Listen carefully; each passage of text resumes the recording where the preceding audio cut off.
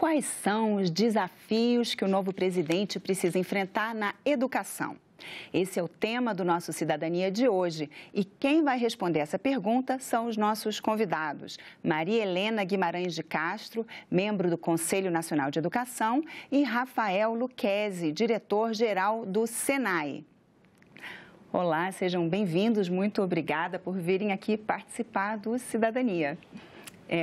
Uma questão, assim, o Brasil, um dos exames mais conceituados na educação é o PISA, né, o exame internacional, e o Brasil não tem ido muito bem, né? São avaliados 70 países em leitura, matemática e ciências, e o Brasil saiu a cada 3 anos, né, e nesse último, pelo menos, ficou em último lugar, nos últimos lugares, entre os últimos, né? O que pode ser feito para melhorar essa situação? Veja, Roberta, primeiro o PISA é aplicado no Brasil desde o ano 2000. O Brasil, praticamente de 2000 até 2015, que é o último resultado, ele não evoluiu em termos de qualidade da aprendizagem. Houve, sim, um processo de inclusão muito grande nas escolas, quer dizer, a questão do acesso à escola ficou garantido, o que significa que você tem uma população maior, mais diversificada, mais heterogênea, inclusive os grupos mais vulneráveis chegando ao ensino médio, o que é muito positivo, né? Agora, o resultado do Brasil no PISA continua muito ruim, né? Muito fraco. O último PISA agora, esse de 2018, foi aplicado agora, teve a participação de 82 países. O de 2015 já foram 76 países e no de 2015 o Brasil ficou entre os últimos em matemática, ciências e língua portuguesa, né? O que explica isso? Quer dizer, um conjunto de fatores. Primeiro, nós sabemos que a escola brasileira ela não está funcionando bem. Nós temos problemas do ponto de vista da formação de professores, tanto a formação inicial como a continuada, a carreira dos professores, quer dizer, há inúmeros estudos mostrando que dentre os fatores que mais afetam a qualidade do ensino e das aprendizagens, a formação, a qualidade do professor é um dos fatores centrais para que o aluno, de fato, aprenda. E, junto com isso, a gestão da escola, a participação da família, a participação dos pais. Mas, mais do que isso, nós temos um problema estrutural grave. Nos anos iniciais, as crianças não estão sendo alfabetizadas, né? Então, o último exame de avaliação feito pelo INEP mostrou que mais de 50% das crianças, ao final do 3º ano do fundamental, não sabem ler e escrever. Não conseguem ler uma frase muito simples e escrever uma frase muito simples, né? Então, isso faz com que a criança acumule dificuldades ao longo do processo de aprendizagem.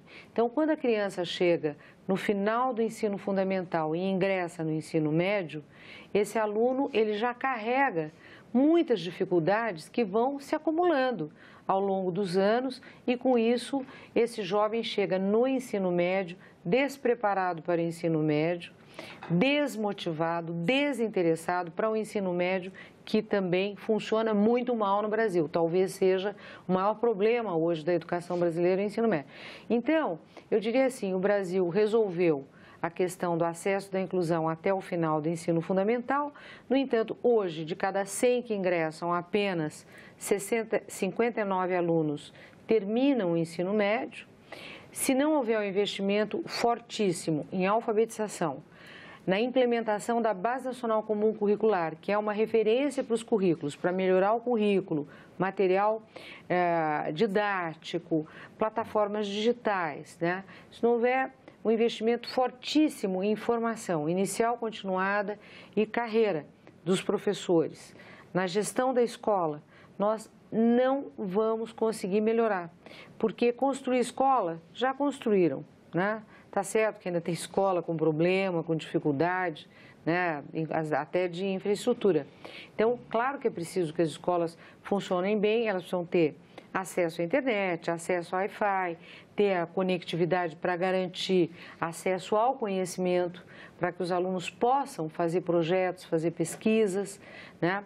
E possam desenvolver principalmente o interesse, a curiosidade, a vontade de aprender, porque a boa escola é a escola que faz o aluno aprender a pensar, o aluno que vai fazer, ele vai para a escola porque ele quer aprender, porque é interessante, porque aquilo envolve a curiosidade dele, vai produzir inovação, mas hoje ele está saindo da escola despreparado, né? Ele sai da escola sem ter uma profissionalização, sem saber para que serve o que ele aprendeu e sem saber o que ele vai fazer da vida depois da escola, né? Como é que ele vai ingressar no mercado de trabalho, como é que vai prosseguir no ensino superior, né? Então, o Brasil tem digamos assim, um grande trabalho pela frente. Melhoramos, sim, em relação ao acesso à escola, mas para melhorar a qualidade e a equidade, o caminho é longo e precisa de persistência. Como a professora Maria Helena mencionou, essa falta de interesse, um dos reflexos disso é a evasão escolar, né? Principalmente quando chega já no fim da educação básica, no ensino médio, né?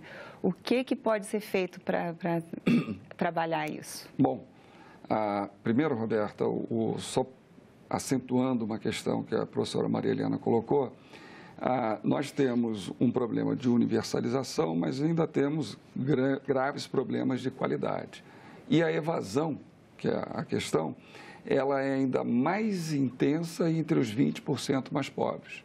Se entre todos a média é 59%, entre os 20% mais pobres, apenas 36% dos jovens concluem o ensino médio, o que coloca uma altíssima taxa de evasão.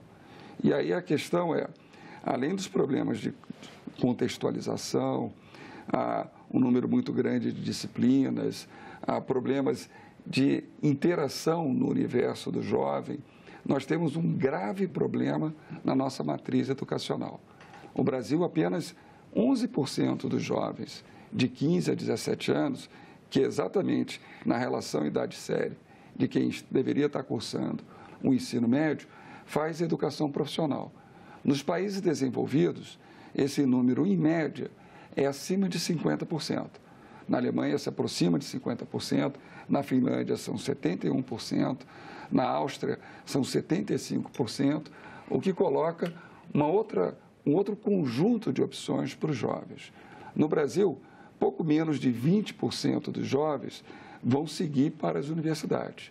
E aí é importante que a escola dialogue com todos e dê oportunidade a todos, dando identidade social a todos os jovens. No Brasil, nós tínhamos até a reforma do ensino médio, que foi aprovada a lei, está sendo regulamentada, nós tínhamos uma educação única num modelo que conduzia apenas para a universidade, como se todos os jovens fossem para a universidade. Era o maior modelo de exclusão social para jovens, especialmente de baixa renda, que nós tínhamos no Brasil. Então, é claro que nós temos que melhorar a qualidade da educação ao tempo em que dá mais opções para os jovens, até porque, como a professora Maria Helena colocou, os jovens já chegam aos 15 anos, no início do ensino médio, já com um nível de desigualdade grande nos seus processos de aprendizagem, além de ter vocações e escolhas que são legítimas. Ter um ensino médio que dialogue mais com essas realidades, com a construção do projeto de vida de cada um, seria algo extremamente importante.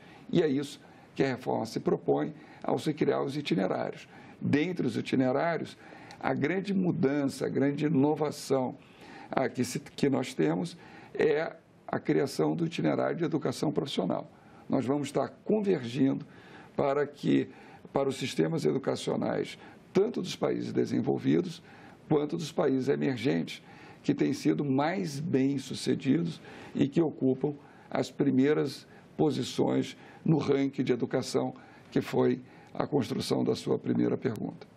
a continuidade da implementação da reforma do ensino médio é um dos desafios, né, que o novo presidente vai ter que enfrentar. O que está faltando? Seguramente, nós vamos estar aprovando nesse ano, provavelmente, as diretrizes curriculares nacionais, as DCNs, que ajudam a criar toda uma regulação com relação à Lei 13.415, que alterou a nossa lei maior, né, da educação, e nós temos também a aprovação da Base Nacional Comum Curricular.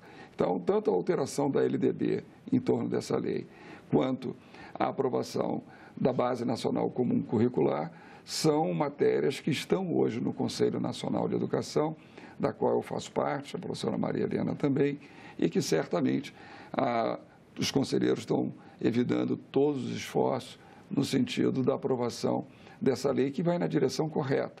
Nós tínhamos um ensino médio que estava estagnado, estava na direção errada, como eu falei, dialogava pouco com os jovens. Nós temos que entender que o ensino médio é um período de transição, onde parte dos jovens vão fluir para a universidade, no caso dos países ricos, 2,5 vezes, 3 vezes mais do que o que nós conseguimos hoje no Brasil. Temos metas no Plano Nacional de Educação de ampliar os jovens que vão para a universidade e também para a educação profissional, que é uma porta de saída importante para os jovens e que o sistema educacional vai dialogar com esses jovens, dando identidade social para todos, não só para aqueles que vão para a universidade, mas também para aquele que, por suas vocações, pelo seu projeto de vida, escolha uma formação técnica profissional.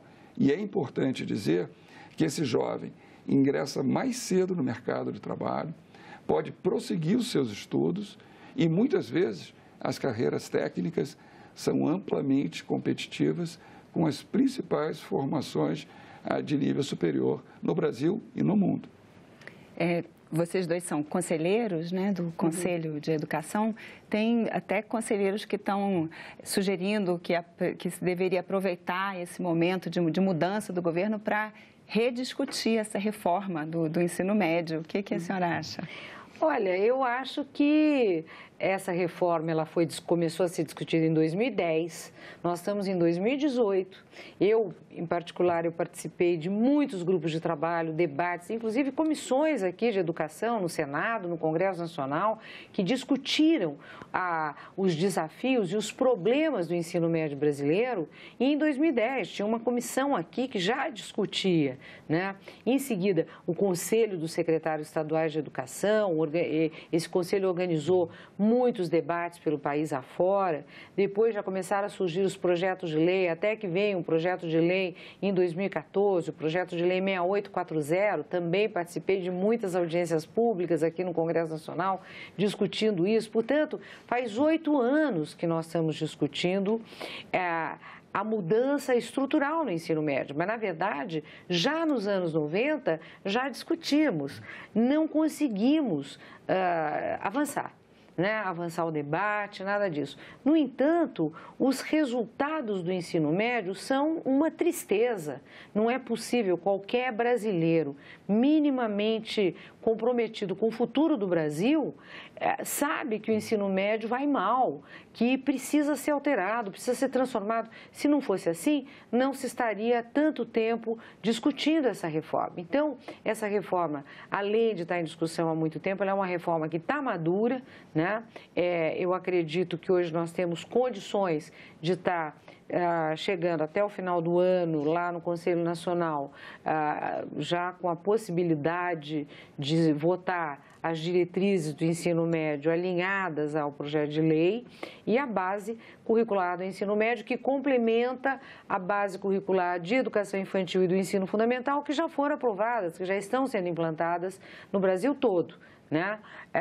Eu acho que é um passo adiante, né? Reforma curricular é algo que você pode revisar a cada 5 anos, é normal, muitos países fazem isso, aprovam e a cada 5 anos fazem uma revisão, né? Eu acredito que não aprovar agora a regulamentação da lei, que já está aprovada, sancionada desde fevereiro de 2017, significa dar um passo para trás, ou seja, nós estamos demorando mais para dar uma resposta para os anseios do jovem brasileiro. Os jovens não estão satisfeitos com esse ensino médio, eles não veem sentido no currículo do ensino médio, eles não sabem para que serve o que eles estão aprendendo, né?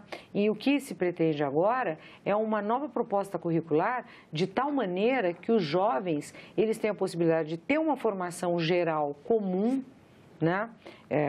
Semelhante para todos, contextualizada nas realidades locais e tal, e uma formação diversificada com os itinerários formativos, onde uma das possibilidades é um curso técnico profissional, como disse o Rafael, é algo extremamente importante que o Brasil ainda trata com um certo preconceito, eu diria, que é um atraso cultural até nosso de achar que um curso técnico profissional ele pode dar muito mais oportunidade na vida, inclusive para quem depois quiser fazer um curso superior alinhado com a formação técnica profissional, no mercado de trabalho, tem muito mais chance do que não ter um curso técnico profissional, além de abrir também a possibilidade do aprofundamento acadêmico nas áreas. Então, hoje, por exemplo, fala-se no mundo inteiro do STEM, que é Ciência, Tecnologia, Engenharia e Matemática, que é uma área que está sendo muito privilegiada em vários países do mundo, né? Assim como a área de economia criativa e tudo. Com a proposta do ensino médio, que está agora nessa fase final de discussão da regulamentação, nós podemos apontar para as nossas escolas caminhos muito mais interessantes para os jovens, que, como disse o Rafael, vamos dialogar mais com as juventudes, com as culturas juvenis, né? Permitindo que o jovem construa o seu projeto de vida muito mais alinhado com as suas aspirações, né? Então, eu acredito muito, eu acho que é um falso debate achar que tem que começar tudo do zero de novo. Nós vamos passar mais 10 anos discutindo, coitado dos jovens do Brasil. Eu acho que a educação ela tem um caráter de política pública de Estado. Além do que, o Brasil aprovou uma lei. O Conselho Nacional, que é exatamente esse órgão de Estado, está ampliando o seu processo de regulação dessa lei. Então, é um processo, como foi colocado, em que houve um processo de construção, de discussão, teve a discussão do PL 6840, e tudo isso criou uma construção para resolver um problema. Nós estávamos com o ensino médio estagnado, com graves problemas, ele estava na direção errada. Os indicadores de aprendizagem, de desempenho, de evasão, demonstram claramente isso. E nós temos um grande problema no Brasil, que é a baixa produtividade do trabalho. No Brasil, nós precisamos de 4 trabalhadores para equivaler à produtividade de um trabalhador norte-americano, ou de 3 trabalhadores brasileiros para equivaler à produtividade de um trabalhador alemão. Se nós entendermos que é uma mudança demográfica, que o Brasil já ultrapassou o bônus demográfico, nós vamos ter que resolver o nosso problema de elevar a renda per capita, que é a melhoria da qualidade de vida das pessoas, resolvendo, sobretudo, o problema de produtividade. A produtividade a longo prazo está muito associado à qualidade da educação. Por isso que é tão importante nós ascendermos nessas posições relativas, que foi a sua primeira pergunta. Mas mais do que isso, nós estabelecermos também um diálogo entre a educação, que forma para a cidadania, para a criticidade, mas prepara também para a vida, como temos no nosso artigo 2º da nossa LDB. E parte de preparar para a vida é o diálogo das vocações dos indivíduos, do seu projeto de vida. É assim que acontece no sistema de educação dos principais países. E certamente nós vamos ter ganhos com a reforma do ensino médio. Não vai se resolver todos os problemas, é um contínuo melhorar.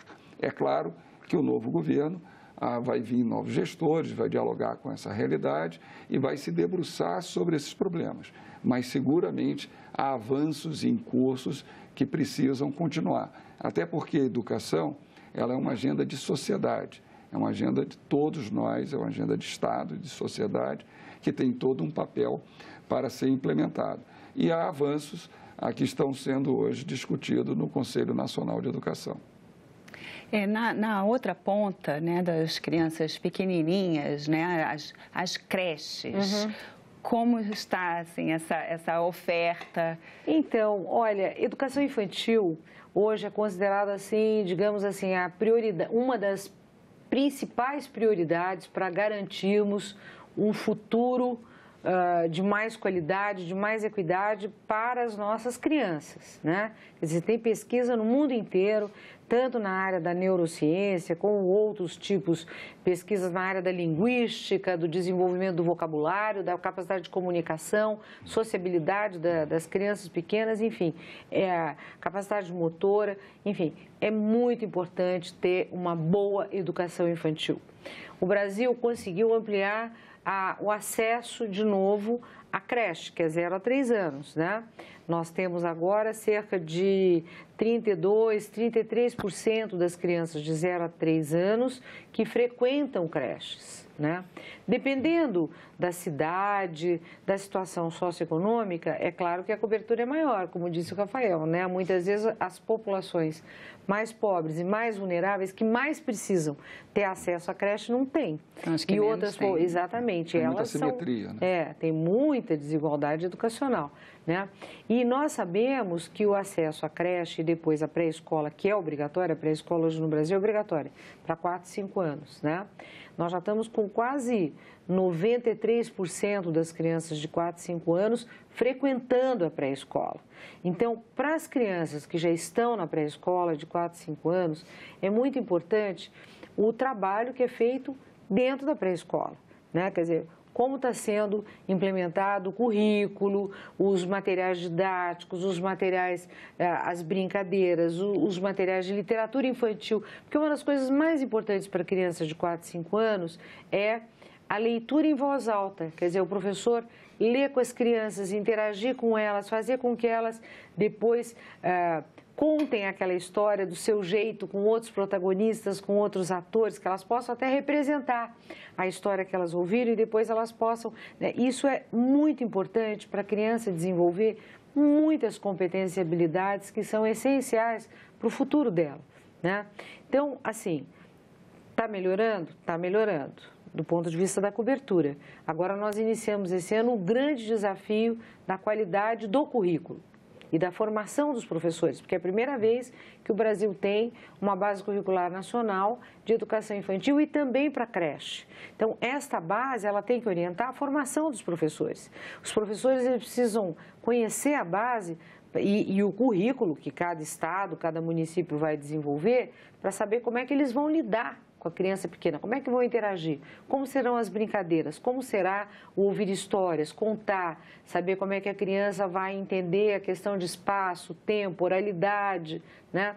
Então, tem vários aspectos. Por exemplo, sabe-se que uma criança que frequenta a educação infantil chega no primeiro ano com um vocabulário, em geral, 8 vezes maior do que uma criança que não frequenta, né? Se essa criança frequentar a educação infantil e ainda mais se for de uma família que os pais têm ensino médio completo, né?